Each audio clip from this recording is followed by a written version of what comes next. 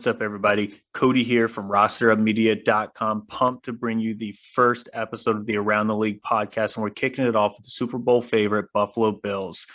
Andy Mack from the Bills Up podcast joins me to give a phenomenal team preview of what to expect from the 2022 Bills. We review a little bit of last year, look ahead to this season, also discuss his podcast from last week. Check it out. Bills Up podcast dropped last Friday. His 10 questions heading into the preseason. We're going to be previewing every single team here at rosterupmedia.com, and you're going to hear a lot from some of our show hosts as well. Stay tuned. Enjoy this season preview for the 2022 Buffalo Bills, and look out for more this week.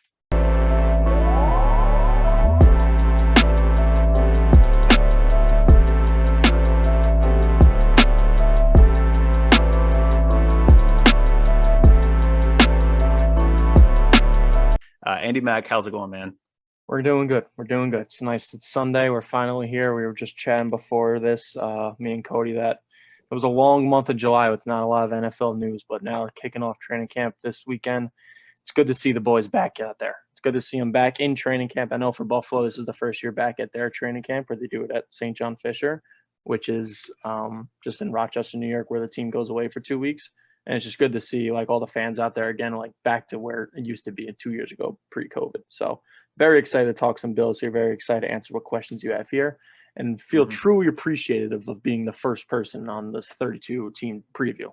Heck yeah, I know, right? We're kicking off August reviewing these, and what better way to do it? AFC East, NFC East this week is what we're previewing. I wasn't going to start a Monday off with the Pats Dolphins. I didn't want to do that to the people. No offense to the Pats and Dolphins out there. I guess I shouldn't shun a fan base, but we're kicking off the season as well, so we might as well kick off this. Let's do it. I know we're going to run through a few questions here. If you guys haven't listened to it already, check out his podcast that he dropped this past Friday. 10 questions he's asking as he heads into the 2022 preseason. Honestly, I listened to that yesterday. Great podcast. Honestly, some of the best insights on the Bills. And we're going to talk about a couple of those. I'm going to throw a couple back at you on this episode. But I kind of want to hear your thoughts going into the season. Super Bowl favorites. You guys are plus 600 this year. But why don't you give me your thoughts on that? Did you expect to be Super Bowl favorites? Are you happy with that? How do you feel? I mean, in my eyes, and like what a lot of people in the media have said right now, I do believe we have the most talented roster in the NFL, just from top to bottom, from defense to offense, from special teams. I do believe the most talented roster. It is just a little bit, I can see from an outside, also perspective, why would we be the favorite? We still haven't been to the Super Bowl. We haven't shown that we can get past the Chiefs yet. It's just, that's where it's I don't love that we're the favorite. Even though we haven't even been there yet. So I don't know how that's going to feel about our guys, but I don't think they're thinking about that really as much. I'm excited for it. I take it every year, the Super Bowl, and Josh is also the favorite for MVP this year. So those are two bets I take every year. So it's not really the best bet of finally this year when I'm going to take it. It's all the way up at the top. So you guys have truly become one of the most consistent franchises over the last 3 or 4 years. With you guys being favored in 15 to 17 games this year, we talked about this before the show. The outliers are Cleveland and Cincy. Cleveland, there's no lines out. You would be favored. I think even if Watson was playing, you guys would be a favorite.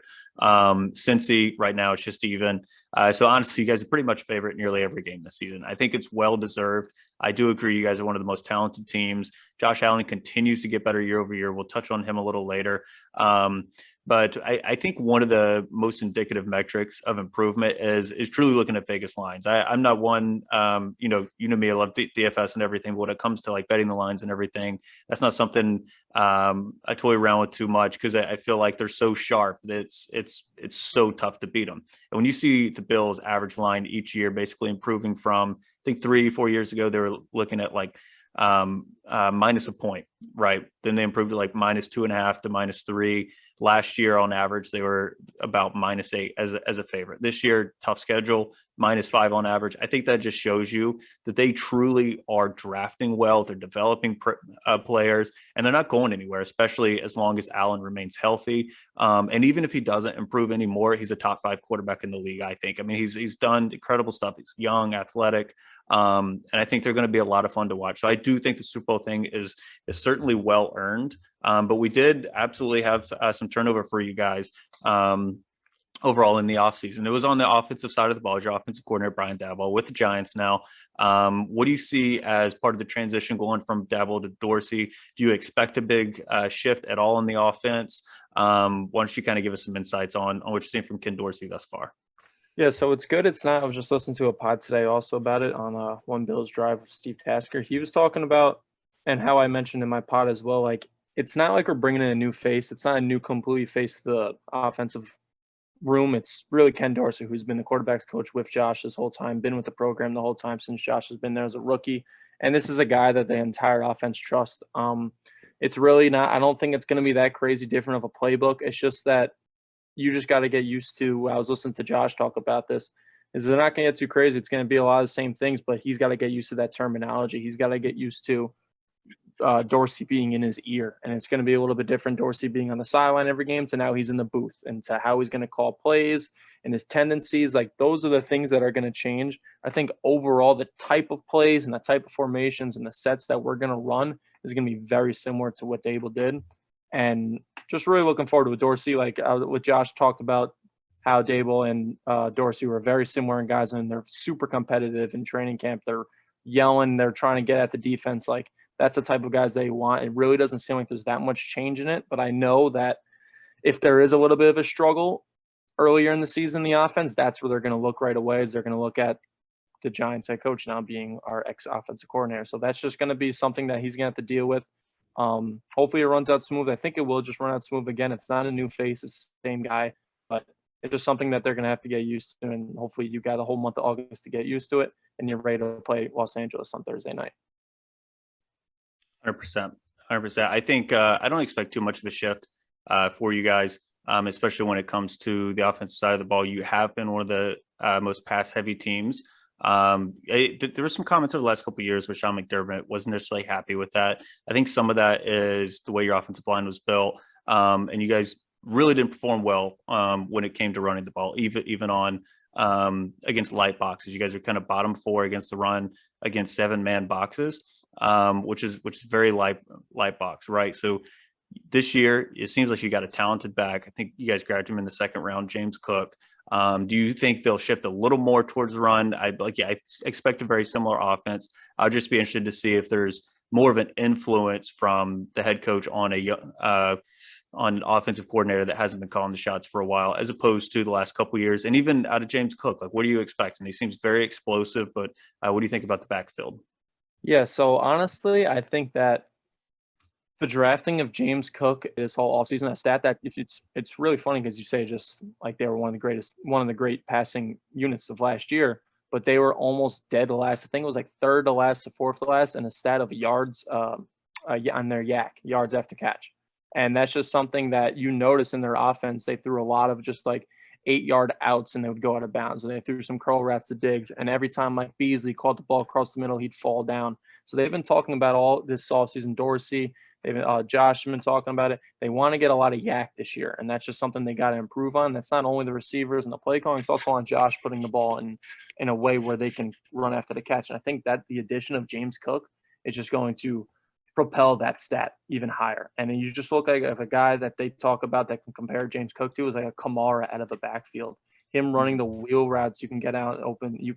Him running the option routes against the linebacker, get him just a quick little hitter to James Cook and let him just go. And this guy is fast as hell. Like I said, I'm really looking forward to him. I think he's going to be a great fantasy player as well. And I think Singletary, for what was going on last year, the running game was just abysmal the whole first at least 10 to 13 weeks. And then once everyone was just like, all right, what do we like? They couldn't find it. And then Singletary did show us a little bit of something at the end of the regular season last year in the playoffs. He was running hard. I give it to him. He's just not as – for how small he is, he runs hard for how small he is. But for how small he is, he's not as fast as I want him to be. That's why it's a little weird of Singletary. I don't think I've said it before last season. I just don't think he's an every down back. So I really think this change of pace, really quick out of the backfield guy, James Cook, is going to be really helpful to this offense. And I think – you can see towards the end that I said in my pod that I think it starts off as a 50-50 backfield, and then I can really see it graduate into a more James Cook heavy offense. to where Josh is going to be pretty much our power running back. We really don't have a power running back on the roster. Zach Moss just had an awful year last year and definitely a cut candidate, in my opinion, this year. But Josh right now is our power runner, which is something you're okay with as of now. You just don't want to keep doing that down the line. Hopefully they can find an answer to that at some point, either this year or next year. But I do think we can see a point where James Cook comes in, plays a lot of yards after catch, all out of the motion. Because you can say they were looking for a pass catcher. They went out and tried to sign J.D. McKissick, and then McKissick got matched by Washington and went right back to Washington. So that was obvious that Bean was looking to go pass catcher than Devin Singletary. But just another addition to the Yak guy who they went out and get Jamison Crowder. We can talk about that a little bit as well, where Bills fans, we went out and get Jamison Crowder, who actually had some old years for the Jets, even though they had pretty pathetic quarterback play. He actually put up some solid numbers, and he's a good slot guy who got upfield. But which is even interesting now, they bring back and re-sign Isaiah McKenzie, who was a little bit of just a small weapon in the Bills offense the last couple of years. He was more of a gadget, not an every down back guy like Beasley, who's always a slot guy, but he'd come in and do some reverses, and that's where they were trying to get some yards after catch as well on the little touch passes. But as of right now in training camp, he started with the ones right now as slot receiver, and he's been the best receiver in camp. How they're saying they re-signed him this offseason to a nice team contract, about 3 years. So he's energy. He's the face of the locker room. All the guys love him. And right now he's having the best camp of any of the receivers. So it's going to be very interesting to see in the preseason, which was one of my questions, that who's really going to take the helm of this starting receiver. And I think it's going to be Isaiah McKenzie. But between James Cook, I think we're going to get a little more quick passes and get these guys out in open space with their speed. I think that's something I'm going to be watching as well. Now, even when it comes to Crowder, the way your offense is set up, as much as you guys throw the ball, I feel like you can never have enough receivers, right? Especially when you're bringing in a veteran like Crowder. He's played with just awful quarterbacks in his career. So even having him rotate in on 30-40% of the snaps or being in there in 4 wide receiver sets, whatever it might be throughout the season, I think having the young buck like Isaiah McKenzie improve and really grab that spot is really positive sign for the wide receiver room, because we kind of know what Crowder is. He's good. He's going to do his thing. He's reliable. And I don't expect him to just show up to camp and be awful, right? I expect him to be good. So if McKenzie is surpassing him and truly taking that slot role from him, then I think that's a really good sign for your receiver room and the potential of the pass offense as you kind of pick up where you left off last year. Let me get your thoughts on Josh Allen this year before we shift over to defense, right? So Josh Allen has improved dramatically year over year. Even 2020 was an incredible year for him, and we fully expected him to regress and be a little worse. In some metrics, he did regress, which he had some historical metrics in 2020. Last year, some things where he did improve was overall deep ball success or accuracy on deep balls from 73% to 76%. I think that's very positive, especially as you see the trend of defenses going more more towards not a prevent style. I think they call it the too high shell, that cover 2 style. And they actually saw a 47% increase in that type of defense and that type of coverage last year because they were so successful against with the deep ball in 2020. He still improved from an accuracy standpoint. Now, it did slow them down in some games when they face that type of coverage. But do you expect Allen, are you looking for him to stabilize? Do you think there's any room for improvement on his end? Because, what he's done, the leaps he's taken is actually just unreal. Yeah, it's pretty unbelievable. It's just he's now the outlier now for whenever there's a rookie quarterback who has a bad rookie year, and then his sophomore year has he's now the outlier for any young quarterback who hasn't started off good. Oh, but Josh Allen fixed it. It's just he's now going to be in a conversation for always that. It's pretty ridiculous the things he did. The percentages, I don't know the exact percentages, but his completion percentages from his sophomore year to his third year were just off the charts. I do think it's great to see he's gone better in the deep ball accuracy, just because they have done a lot of, like I said, the yards after catch haven't been a big thing. They run a lot of those outs that the defenses give them the digs. They get a lot of the second and shorts is what they try to do. So if he keeps up the deep ball percentage, that's going to be great, because a guy who I really think is just going to come out this year and really take the league by storm is Gabe Davis. We saw him take it over in the AFC divisional game against the Chiefs of 4 touchdowns. You saw that 75-yard deep ball touchdown to him. Like, he is a deep receiver who I think plays very similar to like Mike Evans, a guy who can throw it downfield, he can go up and get it.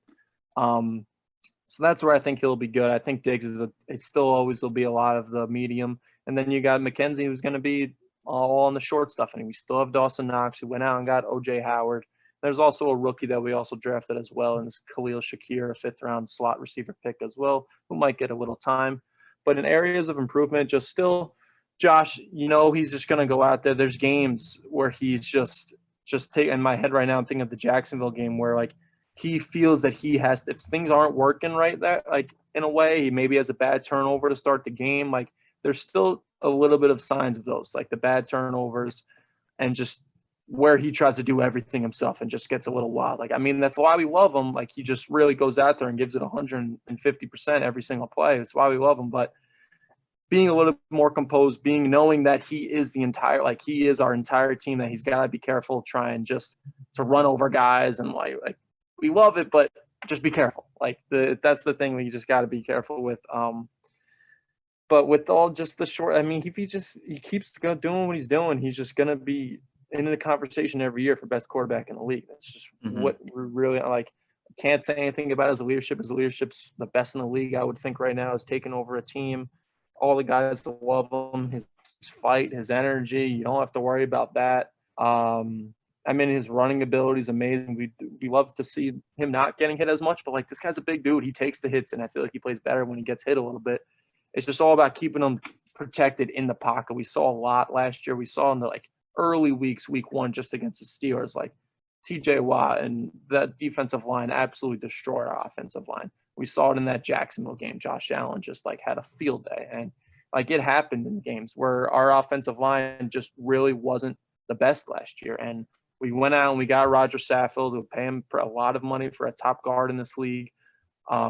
Hopefully our rookie Spencer Brown from last year is going to be a little bit better for this year, but he did show some good signs last year. We have our franchise left tackle in Deion Dawkins. We have our center in Mitch Morse, and we have a guy, Ryan Bates, who stepped up well and should be the starting right guard this year. But again, it's a question right now of their availability. It's training camp right now, and three of those guys are out. Brown, Bates, and Saffold all are out right now. So the continuity with the line, just keeping Josh protected, and just a little bit of the craziness, we can maybe take a step back with. Like he's getting older, he's more of a veteran. I think he will do a little bit better with the turnovers as well. I think some of that growth will just mostly be seen from the mental standpoint, because he's got all the physical skills, which we've seen improve. He's only going to continue to get sharper as he continues to get more reps. And as much as they throw the ball, like he's just going to all those reps are going to pay off over the course of time. I think he's well on his way to eventually, hopefully, winning a Super Bowl. We'd love to see him get one.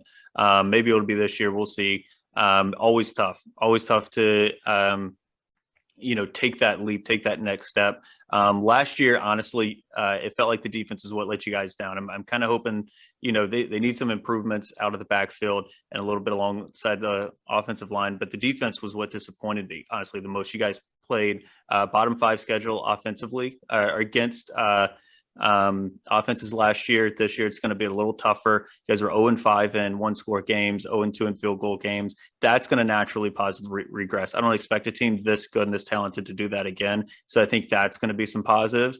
But some of those losses were against the top offenses that you played. Tredavious White, he's going to miss a couple games to start off the season. Why don't you kind of wrap up this portion of the show, kind of talking about defense, what you are expecting to improve? How important is Tredavious White? And I know you talked about that on your 10 questions. Your question was, how healthy is he? My question is, how important is he to this defense? And could we expect some improvement against a tougher offensive schedule this year? Yeah, so I know last year, I was saying it last year, there was a point where like we were kind of fake good, our defense. Like we were good, but like in my head, like we weren't getting to the quarterback at all. The pass rush was pathetic. The linebacking play between Tremaine Edmonds was just very mediocre. I'm a big Matt Milano fan who's a great outside linebacker, but there's a lot of fans and a lot of people in the organization who still are very weary of Tremaine Edmonds. He hasn't got that extension yet. He'll be a free agent after this year, so that'll be a big question. And then in the secondary, we were fine in the secondary. We had with Tredavious, we have our two all-pro safeties, two Pro Bowl safeties, all-pro player, but Micah Hyde made a Pro Bowl. And then we had Levi Wallace, who was a cornerback veteran, who's been that was last year was his third year on the team. So there was never any doubt with the secondary. The secondary was fine. The pass rush was always an issue. The linebacking play was very mediocre. But then Tredavious White goes down on Thanksgiving, and post-Thanksgiving, there was definitely we didn't have another cornerback. I mean, Taron Johnson's our nickel corner, who's a stud as well, who deserved his extension. But another outside corner we really had. We had a rookie in Dane Jackson come in, who did what he could, but there was a stretch of last year after Thanksgiving where we really didn't play that many great passing teams. There wasn't a lot of great quarterback play. So, like, we were kind of just getting by with not playing these great offenses. And then I just, like, it showed. We play Tampa, and we get absolutely shredded by the Tampa offense, but we keep it a game because Josh keeps us in the game. And then you go into the playoffs, and we play – I mean, the Patriots game, we destroy the Patriots. But then you see the Chiefs game, like, Tyreek Hill has a field day. I truly believe if we have Tredavious White healthy in that playoff game that we win that game. It's just like he usually does a pretty solid job on Tyreek Hill for what he can do. But Tredavious White is a very big part of this secondary defense. So that's why the first-round pick was Kaiir Elam. And, like, that's why you need to shore up that position just so for when we don't have Tredavious, we at least have now another future cornerback who we think is legit, who we think is going to be a very good cornerback, hopefully a Pro Bowler in the future, and can learn from the best secondary in the league, in my opinion, when healthy. You have two best duo at safety, and then you have Tredavious White, who's also a Pro Bowler as well. But right now you're looking at week one. It's going to be tough. You're looking at week one, you're going against the defending champs, and they got Cooper Kupp and they got Allen Robinson now, and you only got Kaiir Elam. It doesn't look like Tredavious White's going to be ready for week one. Like I said in my pod, I really think the latest we get him would be week 4. Maybe we get him in week 3, and I'm just really hopeful that maybe we get him on the Monday night against Tennessee about 12 days after our first game. I think it's going to be a close timeline. I've heard some people say he might be back week 1. I've heard some people say there's no way he comes back week 1. Like, it's really he right now on the sidelines doing a lot of work. He's doing a lot of training. He's running the treadmill. He's doing the bikes. He's running full speed. Like, he's doing a lot of stuff where it is very, like, it's good to see. I think people like seeing him out there now in camp. He's further down his rehab than people thought, so which is a good thing. So, but to answer your question, he's a huge part of this defense. I think, like you saw last year. Again, if we're going to play passing offenses, that's going to be it. Like, we got relying on Dane Jackson again this year, probably going to be starting alongside Kaiir in week 1. That scares me. Not going to lie, that scares me. I was telling someone the other day, like, I think we win that game like 41-35 or something. Like, It's just going to be, or we just get to the quarterback now this year, because we haven't talked yet about our free agent acquisition in Von Miller. So hopefully the Von Miller effect now is getting to the quarterbacks earlier, and we don't have to rely on our secondary holding these receivers as long as we can. So having Von Miller now, I think, is only going to help Greg Russo on the other side, a young guy who was just supposed to be a project last year, but ended up having a really good game and showed out in big games. Had a great pick off Mahomes in the beginning of the season. That was just like a big highlight of his rookie year. But seeing him another year of Ed Oliver at D tackle is just, and then just having Von Miller, a Hall of Famer on the end, just teaching these guys and showing them what's good. And not only is Von helping our D-line, I think just listen to Deion Dawkins, our offensive line. He's like, this is helping us. We haven't had a edge rusher like this in my entire career. Like, that's only going to be helping our tackles as well on offense, just going against one of the best in the league every day as well. So hopefully the D-line stepping up is going to help us with our absence of Tredavious for the first couple games. But again, that linebacking core is very similar to last year, and Tremaine Edmonds has to prove a lot this year as well. So that's a little bit about our defense. A quick little update, Micah Hyde was injured in training camp this week. A very big scare. I was driving, and again, alert, Micah Hyde carted off field with a leg injury. I'm like, oh my goodness. But it came back that it was just like a hip glute like soreness, and ended up not being that bad. So it's definitely alert season now. You got to just be careful. At any point on your phone, you can get an injury out for the season. So it's just definitely. The problem with that is, too, every beat writer's like on edge, ready to like fire off a tweet, like card it off, for like a strained glute. I mean, come on, like You're just You know, scaring everyone. you could have given a little more detail. It's like a race to the tweet, right? Definitely that season. Look, man, I appreciate you jumping on here. I'm looking forward to watching the Bills. Honestly, they've become one of the most fun teams in the NFL to watch. I appreciate you hopping on here.